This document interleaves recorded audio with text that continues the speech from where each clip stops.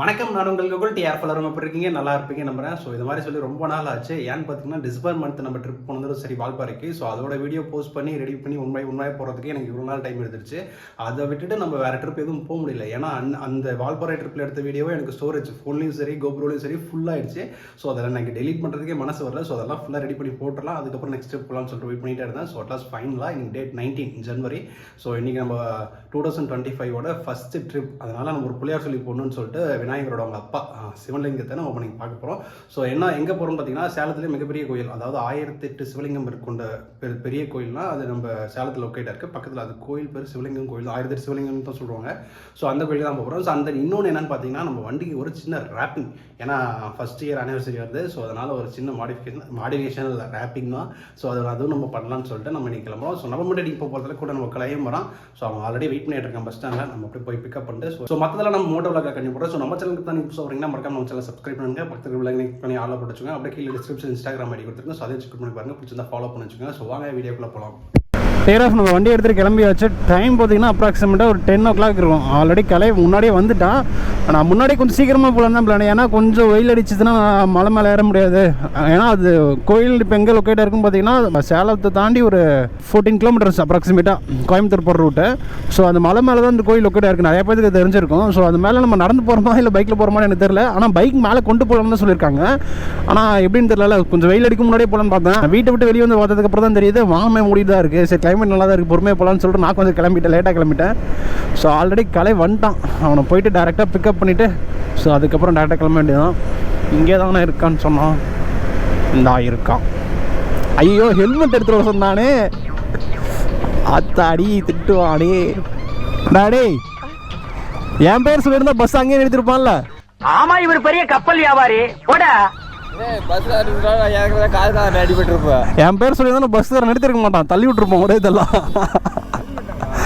மறந்துட்டேன்டா. சரி வா வா. ஐயோ தப்பிச்சிட்டேன். நம்ம வண்டி எடுத்துகிட்டு கிளம்பியாச்சு. ஸோ இப்போ டேரெக்டாக நம்ம சீலநாயக்கன்பட்டி பைபாஸ், அதுக்கப்புறம் வந்து கொல்லாம்பட்டி பைபாஸ் வந்து கட் ஆகிக்கலாம். அந்த பக்கம் இருந்து வந்து பட்டர்ஃப்ளை பிரிட்ஜ் வழியாக வரலாம். நம்ம இந்த பக்கம் இருந்து போகிறனால நம்ம கொல்லாம்பட்டி பைபாஸ் வழியாக கிராஸ் ஆகிடலாம்.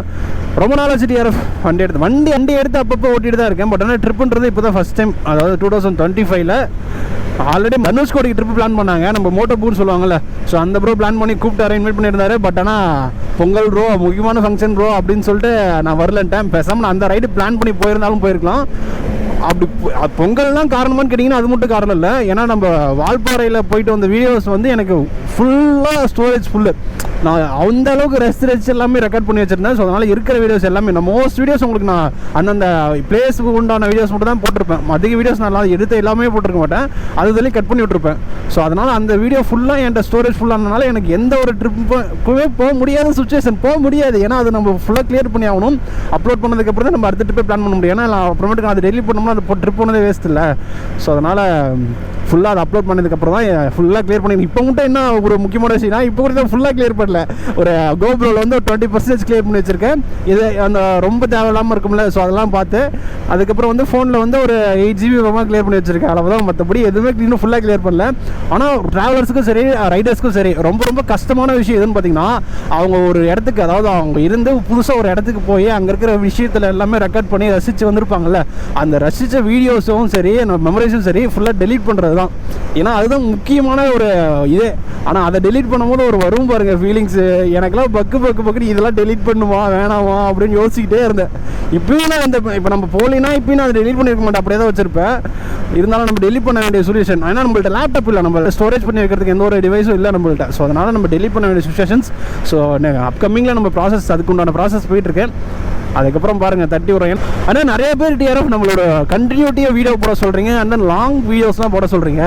பட் எனக்கு அது ஆசை தான். ஏன்னா நம்ம வந்து இப்போ நம்ம கண்டினியூட்டியாக, அதாவது ஒரு நாள் விடாமல் நம்ம போட்டுகிட்டே இருந்தோம்னாலும் நம்ம ஃபேமிலி வந்து இன்னும் டக்குன்னு ரீச் ஆக வாய்ப்பு உண்டு, நிறைய பேர் பார்க்கறதுக்கு வாய்ப்பு உண்டு. ஆனால் அதே சுச்சுவேஷனில் ஸோ நம்ம இப்போ ஒரு இடத்துக்கு ட்ராவல் பண்ணுறோன்னா அதுக்குண்டான எக்ஸ்பென்ஸ் ஆகும். நல்லாவே நீங்கள் நோட் பண்ணுங்கள். இப்போ நம்ம இங்கேருந்து கிளம்புறோன்னா வண்டிக்கு இப்போ ஒரு 500 ரூபா பெட்ரோல் ஆகுதுன்னு வச்சுங்களேன். அந்த 500 நம்ம டெய்லி இதில் வந்து நம்ம இன்கம் வந்துச்சுன்னா ஓகே ஃபைன், இதில் வந்து நம்ம ப்ராசஸ் பண்ணலாம், இதில் நம்ம இன்கம் வருது ஜெனரேட் பண்ணிவிட்டு எப்படியே நம்ம ரன் பண்ணிட்டு இருக்கலாம். ஆனால் இதில் வந்து இன்கம் வரல, நம்மளுக்கு இன்னும் ₹1 கூட வரல.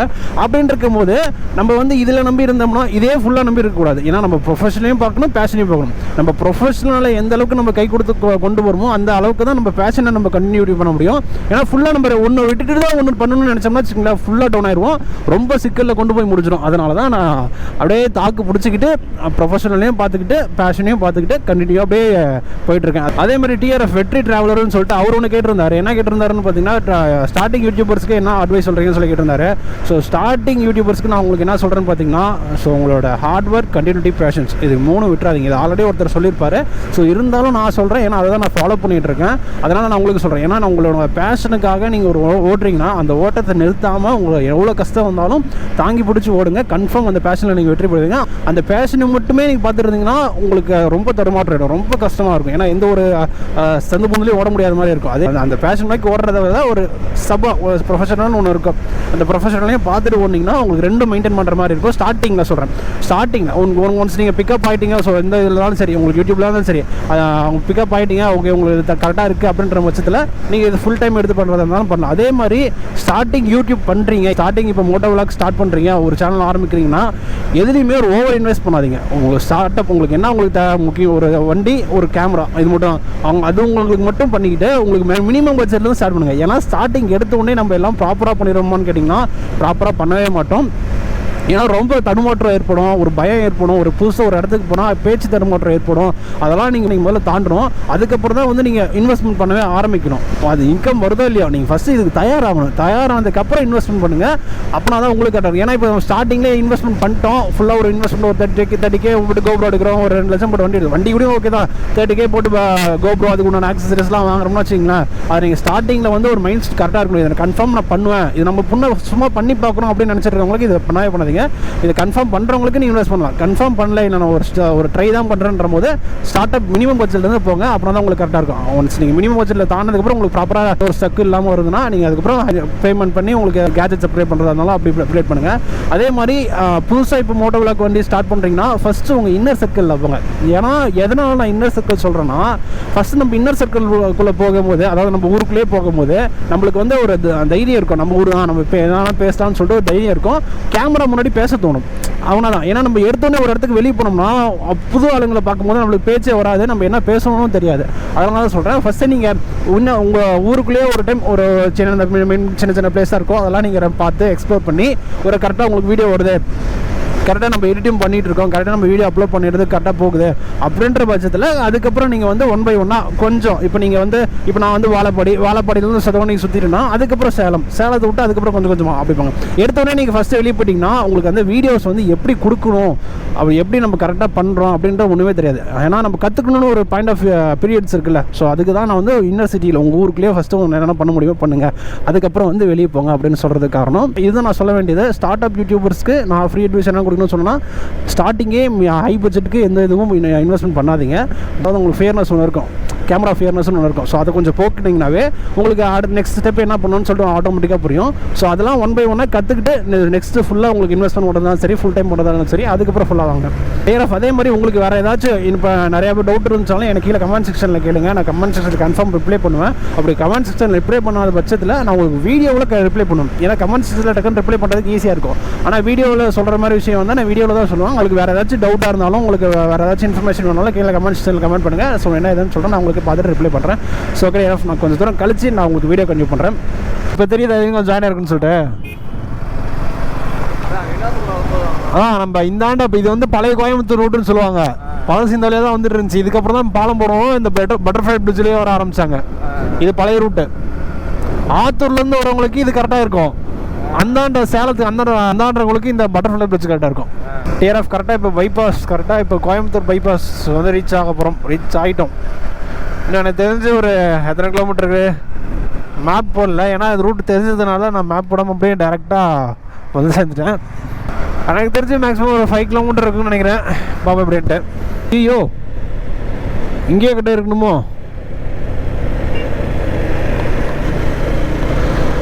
ஸோ டிஆர்எஃப் 5 கிலோமீட்டர்லாம் இல்லை, ரொம்ப கம்மி தான்.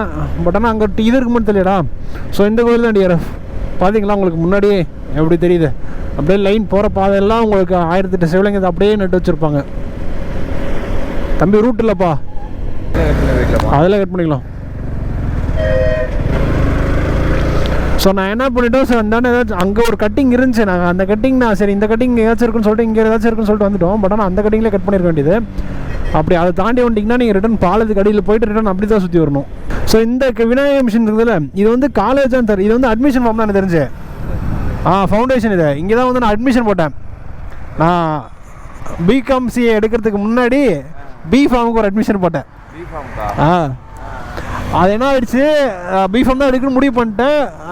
பேமெண்ட் பண்ணுற அளவுக்கு இங்கே வந்து அட்மிஷன் போட்டு இன்னொருத்தர் எங்கள் கூட தெரிஞ்சவங்க வந்து இங்கே பிடிச்சிருந்தாங்க. ஸோ அவங்க மூலிமா இங்கே வந்து ஜாயின் ஆகிக்கலாம், ஏன்னா 2 பேரும் ஒட்டுக்க வந்துட்டு போயின்னு சொல்லிட்டு இங்கே வந்து ஜாயின் பண்ணுறதுக்கு ஒரு அட்மிஷன் போட்டு பேமெண்ட் பண்ண சொன்னாங்க. பேமெண்ட் பண்ணுறதுக்கு அன்றைக்கி சாட்டர்டேவோ சண்டேவோ ஆட்டுக்கு அந்த டைமில் வந்து போட்டால் அன்றைக்கி டிடி எடுக்க சொன்னாங்க. பேமெண்ட் கொடுக்க சொல்லல, பேமெண்ட் வாங்க மாட்டேன்ட்டாங்க, டிடி தான் எடுத்து கொடுக்க சொன்னாங்க. அது என்ன ஆகிட்டு அன்றைக்கின்னு பார்த்து பேங்கில் நீ DD Saturday 4th Saturday 2nd Saturday leave, அதனால் இப்போ டிடி எடுக்க முடியாதுன்னு சொல்லிட்டாங்க. அப்போ சரி நான் மறுநாள் நாளைக்கு வந்து கொடுத்துக்கிறோன்னு சொல்லிட்டு வந்தவங்க தான். அதோடு சரி இந்த பக்கம் வரவே இல்லை. எங்கள் வீட்டில் போயிட்டு எங்கள் அப்பா 2-3 இடத்துக்கு கேட்டதுக்கு வருஷம் 1.5 லட்சம் 1 லட்சம் ஆகும். அந்த டைம் வீடு கன்ஸ்ட்ரக்ஷன் வேலை நடந்துட்டு இருந்தது வேலை. அப்போ வந்து இவ்வளோ அமௌண்ட் எப்படி கட்டுறதுன்னு யோசிச்சதுனால மாற்றி அங்கே பிகாம்சியை மாற்றினோம். இந்நேரத்துக்கு இங்கே நான் படிச்சதுன்னா என்ன என் நிலமை என்ன இருக்குன்னு தெரியலையே. மோட்டோ விளாக் இருந்திருக்காது எனக்கு தெரிஞ்சு. இங்கே படிச்சதுன்னா மோட்டோ விளாக் இருந்திருக்காது.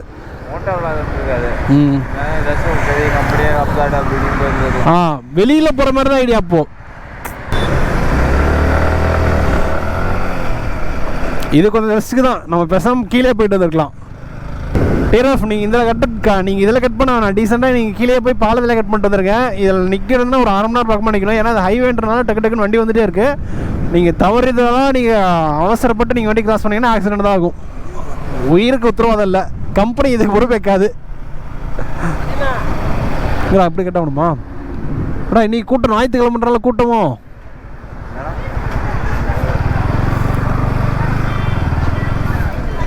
வண்டிங்கடா போடணும், மேலே எடுத்துகிட்டு போகணும்னு சொன்னாங்க. மேலே எடுத்துக்க முடியாதா? அடப்பாவத்தை ஸ்லிப்பர் எங்கே கழட்டி விடுன்னு தெரியலையே. எங்ககிட்ட எதுவும் இல்லையே. மட்டும் பிடிக்கிட்டு வரும்.